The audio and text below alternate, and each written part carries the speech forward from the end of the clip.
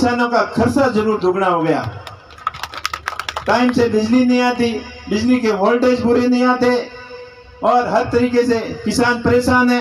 और दूसरा जो सबसे बड़ा माही बांध का जो मामला था, अभी ताजाराम जी बता रहे थे, ये बात मोदी जी ने भी वहां बताई थी कि आपकी लूणी नदी को नहरों नदी कराकर ये साबित कर दिया कि कांग्रेस पार्टी और राष्ट्रीय लोकतांत्रिक पार्टी का जो गठबंधन है वो राजस्थान को एक नई दिशा देगा और राजस्थान में बदलाव की शुरुआत यहाँ बाकासर बॉर्डर से शुरू होकर हरियाणा के हिसार बॉर्डर तक कंटिन्यू कांग्रेस की और आरएलपी के गठबंधन की लहर चलेगी और आंधी और तूफान की तरह चलेगी।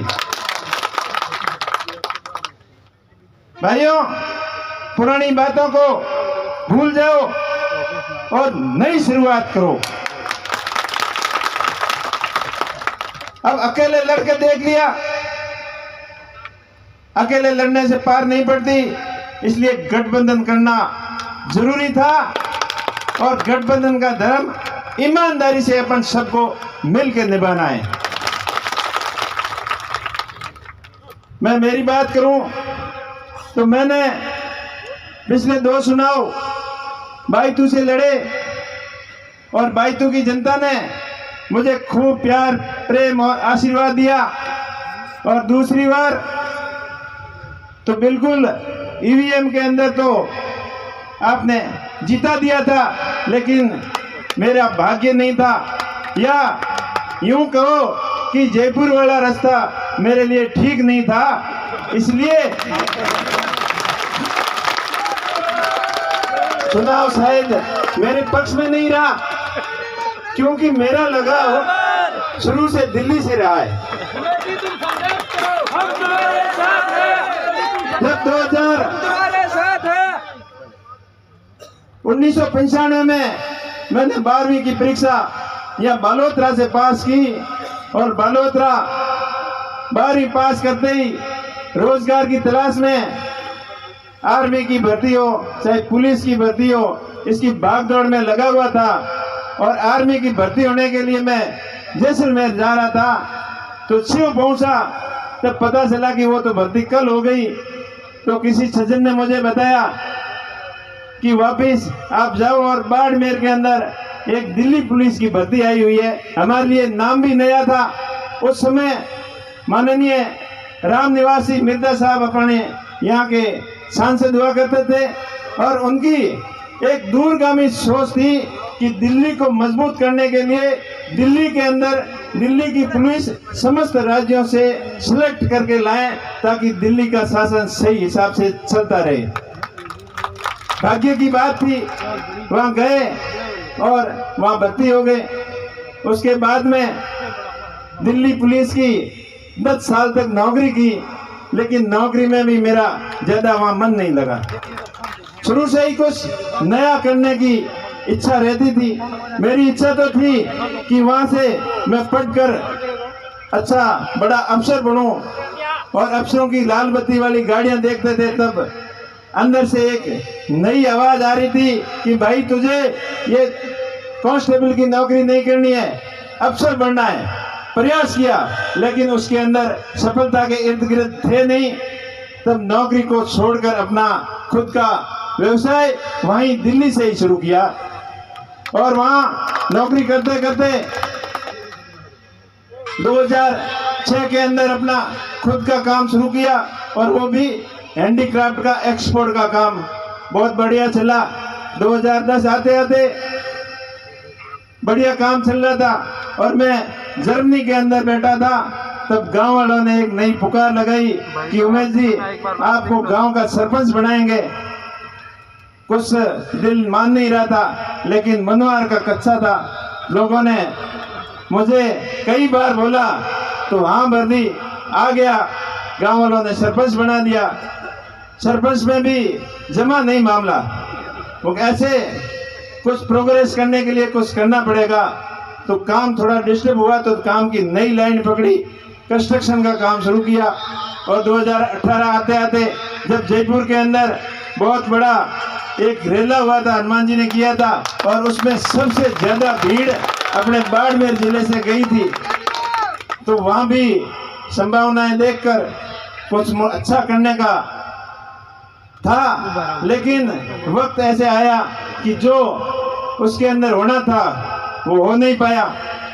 तो ये तो थी कुछ बातें जो आपको मैंने मेरी निजी राय बताई। अब मैं आदरणीय हेमाराम जी का बहुत बहुत धन्यवाद देना चाहता हूं कि इन्होंने पूरे बाड़मेर जिले की अपनी कांग्रेस के नेताओं से, चाहे रूपाराम जी हो, चाहे अमीन खान जी हो, चाहे गफूर खान जी हो, चाहे पद्माराम जी हो, चाहे साले मोहम्मद जी हो, चाहे मानवेंद्र जी हो, कन्नड़ साहब हो, सबसे विस्तृत विचार विमर्श करके मदन जी वगैरह सबसे, पूरे ब्लॉक अध्यक्ष सबसे विचार विमर्श करके ये निर्णय लिया। और मैंने भी जब 23 वाला रिजल्ट आया तो उसके बाद में पूरे जिले की ऐसी भावना थी कि उमेश जी अब इस पार्टी से अकेले से आप आगे नहीं बढ़ सकते, आपको कुछ निर्णय लेना पड़ेगा। तब आम लोगों की, आम जन की ये भावना थी कि आप कोई बड़ी पार्टी पकड़ो। तो मैं तो शुरू से ही कांग्रेस पार्टी से अपने ज़्यादा परिवार, समाज, छत्तीस कौम के लोग शुरुआत में कांग्रेस से जुड़े हुए थे, तो और अपनों के साथ में रहना ज़्यादा पसंद किया। और ये फैसला पूरे जिले ने सहर्ष स्वीकार किया। मैं धन्यवाद देना चाहता हूँ हेमाराम जी को, पूरी टीम को, पूरी बाड़मेर जैसलमेर बालोतरा की जनता को, और अपने प्रदेश कांग्रेस कमेटी टीम और all India Congress committee team को कि मेरे जैसे साधारण परिवार से जन्मे एक मामूली व्यक्ति के ऊपर आपने इतना बड़ा भरोसा किया।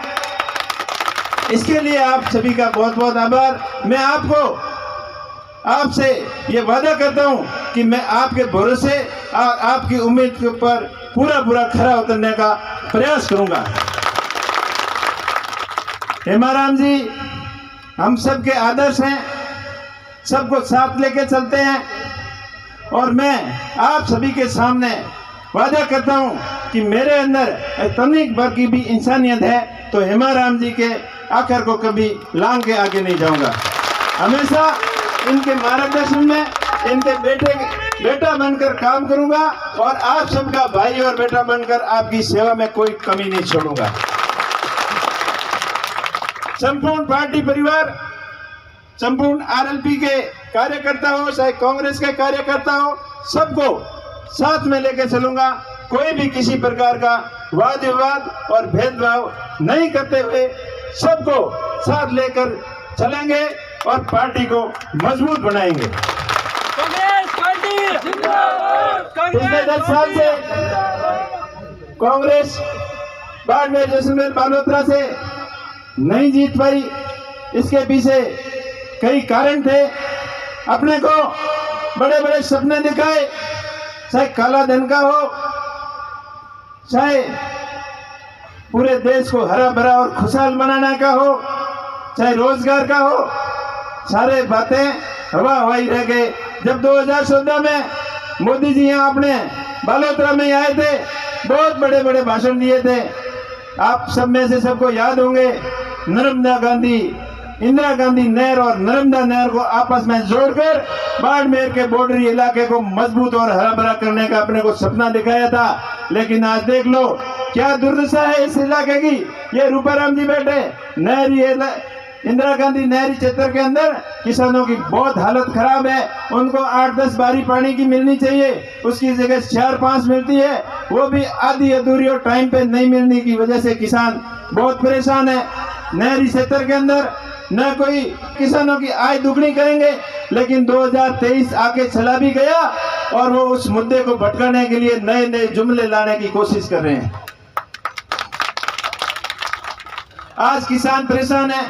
एमएसपी का मामला हो, चाहे आय दुगनी का मामला हो, मेरे को तो ऐसा लग रहा है कि आय दुगनी का तो पता नहीं, लेकिन किसानों का खर्चा जरूर दुगना हो गया।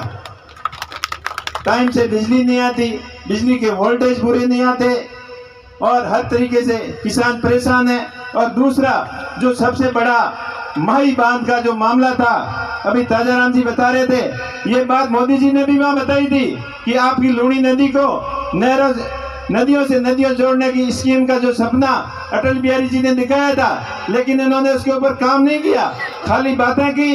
और केंद्रीय जल संसाधन मंत्री अपने जोधपुर के